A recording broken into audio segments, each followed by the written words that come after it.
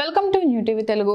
ఈ ఏడాది ఎల్నినో ప్రభావం తీవ్రంగా ఉండనుందన్న అంచనాల నేపథ్యంలో రైతులను అప్రమత్తం చేసి వారికి పూర్తి స్థాయిలో అండగా నిలవాలని ముఖ్యమంత్రి చంద్రబాబు అధికారులను ఆదేశించారు.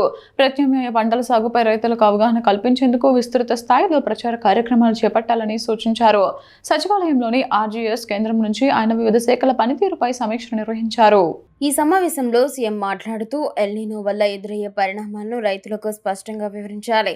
ఏ ప్రాంతంలో ఏ పంటలు వేయాలో సూచిస్తూ వారిని ప్రత్యామ్నాయ సాగు వైపు ప్రోత్సహించాలి. దీనికోసం ఒక క్యాంపెయిన్ మోడ్లో అవగాహన కార్యక్రమాలు నిర్వహించాలి.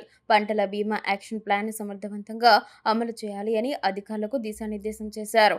ప్రభుత్వ ఉద్యోగుల పనితీరు ప్రజల ఆలోచనలకు అనుగుణంగా మారాలని ఈ సందర్భంగా సీఎం చంద్రబాబు స్పష్టం చేశారు.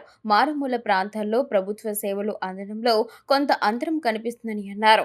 ఇటీవల ఆలూరు నియోజకవర్గ పర్యటనలో ఉద్యోగుల పనితీరుపై ప్రజల నుంచి వచ్చిన అభిప్రాయాలను ఆయన అధికారుల వద్ద ప్రస్తావించారు. క్షేత్రస్థాయిలో ప్రజలు మార్పు కోరుకుంటున్నారని, దానికి తగ్గట్టుగా ఉద్యోగులు పనిచేయాలని హితవు పలికారు.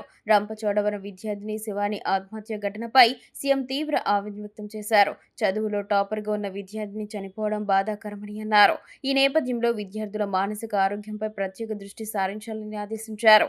విద్యార్థుల మానసిక పరిస్థితిని అంచనా వేసేందుకు సైకోమెట్రిక్ టెస్టులు నిర్వహించాలన్న విద్యాశాఖ ఆదేశాలను వెంటనే అమలు చేయాలని సూచించారు.